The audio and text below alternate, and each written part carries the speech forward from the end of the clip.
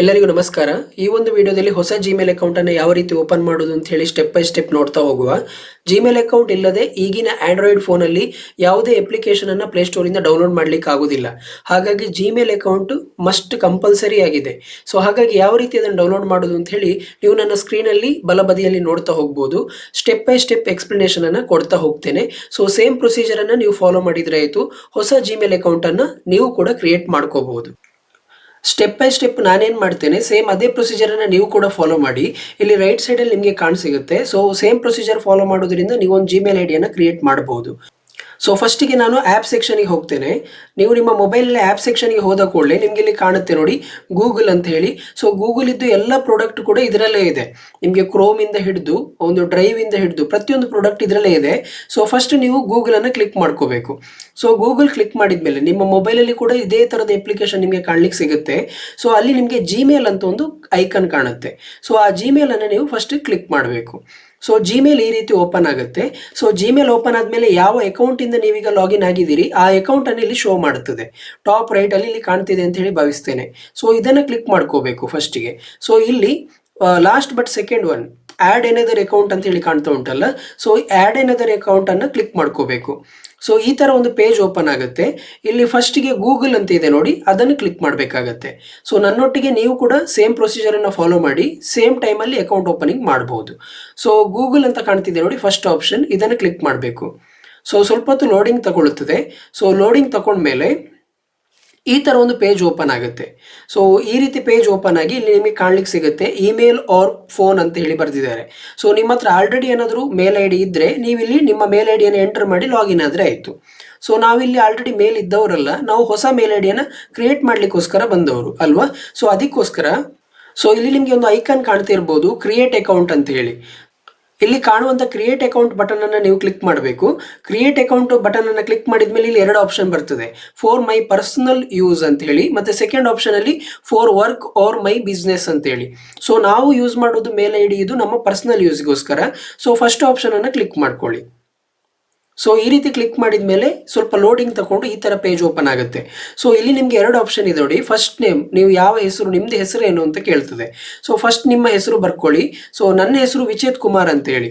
ನಾನೇನು ಮಾಡ್ತೇನೆ, ಫಸ್ಟ್ ನೇಮಲ್ಲಿ ವಿಚೇತ್ ಅಂತ ಹಾಕಿಬಿಟ್ಟು ಸರ್ ನೇಮ್ ಅಂತ ಇರುವಲ್ಲಿ ನಾನು ಕುಮಾರ್ ಅಂತ, ಇದು ಆಪ್ಷನಲ್, ಕಂಪಲ್ಸರಿ ಏನಿಲ್ಲ. ಇಲ್ಲ ನಿಮ್ಮ ಫಸ್ಟ್ ನೇಮಲ್ಲೇ ನಿಮ್ಮ ಕಂಪ್ಲೀಟ್ ಹೆಸರು ಹಾಕಿಬಿಟ್ಟು ಸೆಕೆಂಡ್ ಒನ್ನನ್ನು ಹಾಕೋದೇ ಕೂಡ ಇರಬಹುದು. ಸೊ ನಾನೇನು ಮಾಡ್ತೇನೆ, ವಿಚೇತ್ ಅಂತ ಹೇಳಿ ಫಸ್ಟ್ ಇದರಲ್ಲಿ ಎಂಟರ್ ಮಾಡ್ತೇನೆ, ಫಸ್ಟ್ ಬಾಕ್ಸಲ್ಲಿ ಎಂಟರ್ ಮಾಡ್ತೇನೆ. ಸೊ ವಿಚೇತ್. ಸೊ ಸೆಕೆಂಡ್ ಬಾಕ್ಸಲ್ಲಿ ನಾನು ಕುಮಾರ್ ಅಂತ ಹೇಳಿ ಎಂಟರ್ ಮಾಡ್ತೇನೆ. ಸೊ ನನ್ನ ಹೆಸರು ವಿಚೇತ್ ಕುಮಾರ್ ಅಂತೇಳಿ ಎಂಟರ್ ಮಾಡಿದ ಮೇಲೆ ಇಲ್ಲೊಂದು ನೆಕ್ಸ್ಟ್ ಅಂತ ಆಪ್ಷನ್ ಇದೆ ನೋಡಿ, ಆ ನೆಕ್ಸ್ಟ್ ಅಂತ ಹೇಳುವ ಆಪ್ಷನನ್ನು ಕ್ಲಿಕ್ ಮಾಡಬೇಕಾಗತ್ತೆ. ಸೊ ನೆಕ್ಸ್ಟ್ ನಿಮಗೆ ಕೇಳುತ್ತೆ ನಿಮ್ಮ ಡೇಟ್ ಆಫ್ ಬರ್ತ್ ಯಾವುದು ಅಂತ ಹೇಳಿ. ಸೊ ನೀವಿಲ್ಲಿ ಜಸ್ಟ್ ಸೆಲೆಕ್ಟ್ ಮಾಡಿದರೆ ಆಯಿತು. ಡೇ ಇರುವ ಸೆಗ್ಮೆಂಟಲ್ಲಿ ನಿಮ್ಮ ಡೇಯನ್ನು, ಯಾವ ಡೇ ನೀವು ಹುಟ್ಟಿದ್ದು ಆ ಡೇಟನ್ನು, ಮತ್ತು ಮಂತ್ ಇರುವಲ್ಲಿ ಮಂತನ್ನು ಸೆಲೆಕ್ಟ್ ಮಾಡಿದರೆ ಆಯಿತು. So date of birth enter ಆದಮೇಲೆ ನೀವು ನಿಮ್ಮ ಜೆಂಡರನ್ನು ಸೆಲೆಕ್ಟ್ ಮಾಡ್ಕೋಬೇಕು. ಸೊ ಮೇಲ್ ಫಿಮೇಲ್ ಸೆಲೆಕ್ಟ್ ಮಾಡ್ಕೊಳ್ಳಿ, ನೆಕ್ಸ್ಟ್ ಅಂತ ಕ್ಲಿಕ್ ಮಾಡಿದರೆ ಆಯಿತು. ಸೊ ನಿಮ್ಮ ಜೆಂಡರ್ ಸೆಲೆಕ್ಟ್ ಆದಮೇಲೆ ಇಲ್ಲಿ ನೆಕ್ಸ್ಟ್ ಅಂತ ಆಪ್ಷನ್ ಇದೆ ನೋಡಿ ಬ್ಲೂ ಕಲರಲ್ಲಿ, ಅದನ್ನು ಕ್ಲಿಕ್ ಮಾಡಿದರೆ ಆಯಿತು. ಸೊ ಆಲ್ರೆಡಿ ಯಾವುದಾದ್ರೂ ಇಮೇಲ್ ಐ ಡಿ ಅವೈಲೇಬಿಲಿಟಿ ಇದ್ದರೆ, ನಮ್ಮ ಹೆಸರಿಗೆ ಸಂಬಂಧಪಟ್ಟು ಅದಕ್ಕೆ ರಿಲೇಟೇಬಲ್ ಆಗುವಂಥ ಇಮೇಲ್ ಐ ಡಿ ಅವೈಲೇಬಲ್ ಇದ್ದರೆ ಗೂಗಲೇ ನಮಗೆ ಸಜೆಸ್ಟ್ ಮಾಡ್ತದೆ ಈ ಮೇಲ್ ಐ ಡಿಯನ್ನು ನೀವು ಚೂಸ್ ಮಾಡ್ಬೋದು ಅಂತೇಳಿ. ಸಪೋಸ್ ನಿಮಗೆ ಇದರಲ್ಲಿ ಯಾವುದಾದ್ರೂ ಒಂದು ಮೇಲ್ ಐ ಡಿ ಇಷ್ಟ ಆಯಿತು ಅಂತ ಹೇಳಿದರೆ ಇಲ್ಲೇ ಲೆಫ್ಟ್ ಸೈಡಲ್ಲಿ ಒಂದು ರೌಂಡ್ ಶೇಪ್ ಇದೆಯಲ್ಲ, ಇದನ್ನು ಕ್ಲಿಕ್ ಮಾಡಿಬಿಟ್ಟು ಇಲ್ಲಿ ನೆಕ್ಸ್ಟ್ ಅಂತ ಇದೆ ನೋಡಿ, ಇದನ್ನು ಕ್ಲಿಕ್ ಮಾಡಿದರೆ ಆಯಿತು. ಸಪೋಸ್ ನಿಮಗೆ ನಿಮ್ಮದೇ ಮೇಲ್ ಐ ಡಿ ಬೇಕು, ನೀವೇ ಒಂದು ಮೇಲ್ ಐ ಡಿಯನ್ನು ಕ್ರಿಯೇಟ್ ಮಾಡಬೇಕು, ಆಲ್ರೆಡಿ ಯೋಚನೆ ಮಾಡಿದ್ದೀರಿ ಈ ಮೇಲ್ ಐ ಡಿ ನಮಗೆ ಬೇಕು ಅಂತೇಳಿ. ಸೊ ಆ ಮೇಲ್ ಐ ಡಿ ನೀವು ಕ್ರಿಯೇಟ್ ಮಾಡೋದಾದರೆ ಅವೈಲೇಬಿಲಿಟಿ ಇದೆಯೇ ಇಲ್ವಾ ಅಂತೇಳಿ ಇಲ್ಲಿ ಕ್ರಿಯೇಟ್ ಆಪ್ಷನನ್ನು ಕೊಟ್ಟು ಚೆಕ್ ಮಾಡ್ಕೋಬೇಕು. ಸೊ ಥರ್ಡ್ ಆಪ್ಷನ್ ಇದೆ ನೋಡಿ, create your own Gmail address ಅಂತೇಳಿ, ಇದನ್ನು ಕ್ಲಿಕ್ ಮಾಡ್ಕೊಳ್ಳಿ. ಸೊ ನಿಮಗೆ ಯಾವ ಮೇಲ್ ಐ ಡಿ ಬೇಕು ಅದನ್ನು ಫಸ್ಟ್ ಕ್ಲಿಕ್ ಮಾಡ್ಕೊಳ್ಳಿ. ಸಪೋಸ್ ನೀವು ಹಾಕಿದಂಥ ಮೇಲ್ ಐ ಡಿ ಆಲ್ರೆಡಿ ಯಾರಿಗಾದರೂ ಇಶ್ಯೂ ಆಗಿದ್ದರೆ, ಯಾರಾದರೂ ಆಲ್ರೆಡಿ ತಗೊಂಡಿದ್ರೆ ಅದು ನಿಮಗೆ ಅವೈಲೇಬಿಲಿಟಿಯನ್ನು ತೋರಿಸೋದಿಲ್ಲ, ಅಲ್ಲಿ ರೆಡ್ ಮಾರ್ಕಲ್ಲಿ ತೋರಿಸ್ತದೆ. ಆ ಮೇಲ್ ಐ ಡಿ ನೀವು ಮತ್ತೆ ಕ್ರಿಯೇಟ್ ಮಾಡಲಿಕ್ಕೆ ಆಗೋದಿಲ್ಲ. ಸಪೋಸ್ ಆ ಹೆಸರಲ್ಲಿ ಯಾವುದೇ ಮೇಲ್ ಐ ಡಿ ಇಲ್ಲದಿದ್ದರೆ ನೀವು ಅದೇ ಹೆಸರಲ್ಲಿ ಮೇಲ್ ಐ ಡಿಯನ್ನು ಕ್ರಿಯೇಟ್ ಮಾಡ್ಕೋಬೋದು. ಸೊ ನಾನೇನು ಮಾಡ್ತೇನೆ, ವಿಚೇತ್ ಕುಮಾರ್ ಅಂತ ಹೇಳುವ ಹೆಸರಲ್ಲಿ ಮೇಲ್ ಐ ಡಿ ಕ್ರಿಯೇಟ್ ಮಾಡಲಿಕ್ಕೆ ನೋಡ್ತೇನೆ. Vichet Kumar. Okay, suppose mail I D ಇದು ಅವೈಲೇಬಿಲಿಟಿ ಇದ್ದರೆ ಏನಾಗುತ್ತೆ, ನನಗೆ ಸಿಗುತ್ತೆ. ನೋಡಿ ಇದರಲ್ಲಿ ತೋರಿಸ್ತಾ ಉಂಟು that username is taken try another. ಅಂದರೆ ಈ ಯೂಸರ್ ನೇಮನ್ನು ಆಲ್ರೆಡಿ ಯಾರೋ ತಗೊಂಡಿದ್ದಾರೆ. ಸೊ ನನಗೆ ಇದು ಸಿಗುವುದಿಲ್ಲ, ನಾನು ಬೇರೆ ಇಮೇಲ್ ಐ ಡಿಯನ್ನು ಟ್ರೈ ಮಾಡಬೇಕು. ಸೊ ನಾನೇನು ಮಾಡ್ತೇನೆ, ನನ್ನ ಹೆಸರೊಟ್ಟಿಗೆ ಬೇರೆ ನಂಬರ್ಸನ್ನು ಜಾಯಿನ್ ಮಾಡಿಸ್ತೇನೆ. ಸೊ ವಿಚೇತ್ ಕುಮಾರ್ 123 ಅಂತ ಕ್ಲಿಕ್ ಮಾಡಿದೆ. ಸೊ ಇದು ವಿಚೇತ್ ಕುಮಾರ್ 123@gmail.com ಅಂತೇಳಿ ಮೇಲ್ ಐ ಡಿ ಆಗುತ್ತೆ. ಸೊ ಇದಿಷ್ಟು ಎಂಟರ್ ಮಾಡಿದ ಮೇಲೆ ನೆಕ್ಸ್ಟ್ ಒಂದು ಆಪ್ಷನ್ ಇದೆ ನೋಡಿ, ಇದನ್ನು ಕ್ಲಿಕ್ ಮಾಡ್ಕೊಳ್ಳಿ. ಸೊ ನೆಕ್ಸ್ಟ್ ಪಾಸ್ವರ್ಡ್ ಬರುತ್ತೆ. ಇಲ್ಲಿ ಹೇಳ್ತಾರೆ ನೋಡಿ, ಕ್ರಿಯೇಟ್ ಎ ಸ್ಟ್ರಾಂಗ್ ಪಾಸ್ವರ್ಡ್ ಅಂತೇಳಿ. ಅಂದರೆ ನೀವು ಪಾಸ್ವರ್ಡ್ ಕ್ರಿಯೇಟ್ ಮಾಡುವಾಗ ಯಾವುದೆಲ್ಲ ಯೂಸ್ ಮಾಡಬೇಕು ಅಂತ ಇಲ್ಲಿ ಸಜೆಷನ್ ಕೊಟ್ಟಿದ್ದಾರೆ ಅವರೇ. ಲೆಟರ್ಸ್ ಇರಬೇಕು ನಿಮ್ಮ ಪಾಸ್ವರ್ಡಲ್ಲಿ, ನಂಬರ್ಸ್ ಇರಬೇಕು ಮತ್ತು ಸಿಂಬಲ್ಸ್ ಇರಬೇಕು. ಈ ಮೂರರ ಕಾಂಬಿನೇಷನಲ್ಲಿ ನೀವು ಪಾಸ್ವರ್ಡನ್ನು ಕ್ರಿಯೇಟ್ ಮಾಡಬೇಕು. ಸೊ ಅದರದ್ದು ಸೆಕ್ಯೂರಿಟಿ ಸ್ವಲ್ಪ ಜಾಸ್ತಿ ಇರುತ್ತೆ. ನಾರ್ಮಲಿ ನಂಬರ್ಸ್ ಮಾತ್ರ, ಲೆಟರ್ ಮಾತ್ರ ಕೊಟ್ಟರೆ ಯಾರು ಬೇಕಾದರೂ ಅದನ್ನು ಸ್ವಲ್ಪ ಗೊತ್ತಿದ್ದವರು, ನಿಮ್ಮ ಬಗ್ಗೆ ಗೊತ್ತಿದ್ದವರು ಎಂಟರ್ ಮಾಡಿ ಓಪನ್ ಮಾಡ್ಕೋಬಹುದು. ಹಾಗಾಗಿ ಇದು ಲೆಟರ್ಸ್, ನಂಬರ್ಸ್ ಮತ್ತು ಸಿಂಬಲ್ಸ್ ಕಾಂಬಿನೇಷನಲ್ಲಿ ನೀವು ಪಾಸ್ವರ್ಡನ್ನು ಎಂಟರ್ ಮಾಡಬೇಕಾಗುತ್ತೆ. ಸೊ ನಾನಿಲ್ಲಿ ಪಾಸ್ವರ್ಡನ್ನು ಎಂಟರ್ ಮಾಡ್ತೇನೆ. ಒಮ್ಮೆ ಪಾಸ್ವರ್ಡ್ ಎಂಟರ್ ಮಾಡಿದ ಮೇಲೆ ಈ ಥರ ಪೇಜ್ ಓಪನ್ ಆಗುತ್ತೆ. ಇಲ್ಲಿ ನೆಕ್ಸ್ಟ್ ಅಂತ ಇದೆ ನೋಡಿ, ಇದನ್ನು ಕ್ಲಿಕ್ ಮಾಡ್ಕೊಳ್ಳಿ. ಸೊ ನೆಕ್ಸ್ಟ್ ಈ ಥರ ಬರುತ್ತೆ, ಪ್ರೈವಸಿ ಆ್ಯಂಡ್ ಟರ್ಮ್ಸ್ ಅಂತೇಳಿ. ಅವರ ಕಂಡೀಷನ್ಸ್ ಎಲ್ಲ ಇದರಲ್ಲಿದೆ, ನೀವು ಬೇಕಾದರೆ ಓದ್ಕೋಬಹುದು. ಇಲ್ಲಾಂದರೆ ಜಸ್ಟ್ ಸ್ಕ್ರಾಲ್ ಮಾಡಿ, ಕೆಳಗಡೆ ಸ್ಕ್ರಾಲ್ ಮಾಡಿದ ಕೂಡಲೇ ನಿಮಗೆ ಇಲ್ಲಿ ಐ ಅಗ್ರಿ ಅಂತ ಒಂದು ಆಪ್ಷನ್ ಬರುತ್ತೆ. ಈ ಐ ಅಗ್ರಿ ಆಪ್ಷನನ್ನು ಕ್ಲಿಕ್ ಮಾಡ್ಕೊಳ್ಳಿ.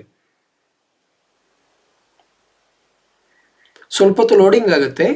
ಸೊ ಐ ಅಗ್ರಿ ಅಂತ ಕ್ಲಿಕ್ ಮಾಡಿದ ಮೇಲೆ ಗೂಗಲ್ ಸರ್ವಿಸಸ್ ಅಂತ ಹೇಳಿ ಓಪನ್ ಆಗುತ್ತೆ. ಮತ್ತೆ ನಿಮ್ಮನ್ನು ಮತ್ತೆ ಮೇಲ್ ಐ ಡಿಗೆ ಲಾಗಿನ್ ಮಾಡಿ ತಗೊಂಡು ಹೋಗುತ್ತೆ ಇದು ಆಟೋಮೆಟಿಕ್ ಆಗಿ. ಸೊ ಈಗ ನಮ್ಮ ಫಸ್ಟ್ ಪೇಜಿಗೆ ಬಂದ್ವಿ ನಾವು. ಇಷ್ಟೆಲ್ಲ ಕಂಪ್ಲೀಟ್ ಆದಮೇಲೆ ನೀವು ಮತ್ತೆ ಇಲ್ಲಿ ಮೇನ್ ಪೇಜಿಗೆ ಬರ್ತೀರಿ. ಅಲ್ಲಿ ಮತ್ತೆ ನೀವು ಜಿಮೇಲನ್ನು ಕ್ಲಿಕ್ ಮಾಡಬೇಕು. ಅಲ್ಲಿ ನೀವು ಆಲ್ರೆಡಿ ಈಗ ಕ್ರಿಯೇಟ್ ಮಾಡಿದಂಥ ಮೇಲ್ ಐ ಡಿ ನಿಮಗೆ ಶೋ ಆಗುತ್ತೆ. ಸೊ ಅದನ್ನು ಕ್ಲಿಕ್ ಮಾಡಿದ ಕೂಡಲೇ ಸೊ ನಮ್ಮದು ಹೊಸ ಮೇಲ್ ಐ ಡಿಯಲ್ಲಿ ಕ್ರಿಯೇಟ್ ಆಗಿದೆ. ಈಗ ಆಲ್ರೆಡಿ ನಮಗೆ ಗೂಗಲ್ ಅವರ ಕಡೆಯಿಂದ ಒಂದು ಮೇಲ್ ಬಂದಿದೆ. ಸೊ ಫೈನಲ್ ಆಗಿ ಕೆಲವೊಂದು ಸೆಟ್ಟಿಂಗ್ಸನ್ನು ನಾವು ಈ ಹೊಸ ಗೂಗಲ್ ಅಕೌಂಟಲ್ಲಿ ಮಾಡಬೇಕಾಗುತ್ತೆ. ಸೊ ಬೇಸಿಕಲಿ ಇದಕ್ಕೆ ಫೋನ್ ನಂಬರ್ ಆ್ಯಡ್ ಮಾಡೋದು ಮತ್ತು ಬೇರೆ ಬ್ಯಾಕಪ್ ಇಮೇಲನ್ನು ಆ್ಯಡ್ ಮಾಡೋದು ಇದೆಲ್ಲ ಇರ್ತದೆ. ಯಾಕಂದರೆ ಪಾಸ್ವರ್ಡ್ ನೀವು ಒಂದು ವೇಳೆ ಮರ್ತೋದ್ರೆ ನಿಮ್ಮ ಫೋನ್ ನಂಬರ್ ಥ್ರೂ ಅಥವಾ ಬೇರೆ ಮೇಲ್ ಐ ಡಿ ನೀವೇನು ಇದಕ್ಕೆ ಲಿಂಕ್ ಮಾಡಿರ್ತೀರಿ ಅದರ ಥ್ರೂ ನೀವು ನಿಮ್ಮ ಅಕೌಂಟನ್ನು ರಿಕವರ್ ಮಾಡ್ಕೋಬಹುದು. ಸೊ ಆ ಪ್ರೊಸೀಜರ್ ಎಲ್ಲೇನು ಬಾಕಿ ಇದೆ ಇದನ್ನು ಗೂಗಲಲ್ಲಿ ಒಮ್ಮೆ ಓಪನ್ ಮಾಡಿಬಿಟ್ಟು ಮತ್ತೆ ನಾನು ಕಂಪ್ಲೀಟಾಗಿ ಆ ಡೀಟೇಲ್ಸನ್ನು ಫಿಲ್ ಮಾಡಿದರೆ ಆಯಿತು. ಒಮ್ಮೆ ಫೋನ್ ನಂಬರ್ ಎಂಟರ್ ಮಾಡೋದು ಮತ್ತು ಆ ಫೋನ್ ನಂಬರನ್ನು ಒಮ್ಮೆ ವೆರಿಫೈ ಮಾಡಿದರೆ ಆಯಿತು. ಸೊ ಆ ಫೋನ್ ನಂಬರ್ ಥ್ರೂ ನಾನು ಪಾಸ್ವರ್ಡ್ ಮರೆತರೂ ಕೂಡ ಯಾವಾಗ ಬೇಕಾದರೂ ನಾನು ಮತ್ತೆ ನನ್ನ ಜಿಮೇಲ್ ಅಕೌಂಟನ್ನು ರಿಕವರಿ ಮಾಡ್ಕೋಬಹುದು. ಸೊ ಫೈನಲ್ ಆಗಿ ನಮ್ಮ ಮೇಲ್ ಐ ಡಿ ರೆಡಿಯಾಗಿದೆ. ಸೊ ಇವಿಷ್ಟು ಪ್ರೊಸೀಜರ್ ನಿಮಗೆ ಅರ್ಥ ಆಯಿತು ಅಂತ ಹೇಳಿ ಭಾವಿಸ್ತೇನೆ. ನೀವು ಕೂಡ ನನ್ನೊಟ್ಟಿಗೆ ಒಂದು ಮೇಲ್ ಐ ಡಿಯನ್ನು ಕ್ರಿಯೇಟ್ ಮಾಡಿದ್ದೀರಿ ಅಂತ ಅಂದ್ಕೊಳ್ತೇನೆ. ಸೊ ಈ ವಿಡಿಯೋ ನಿಮಗೆ ಇಷ್ಟ ಆಗಿದ್ರೆ ಒಂದು ಲೈಕ್ ಮಾಡಿ, ನಿಮ್ಮ ಫ್ರೆಂಡ್ಸ್ ಜೊತೆ ಈ ವಿಡಿಯೋನ ಶೇರ್ ಮಾಡಿ. ನಮಸ್ಕಾರ.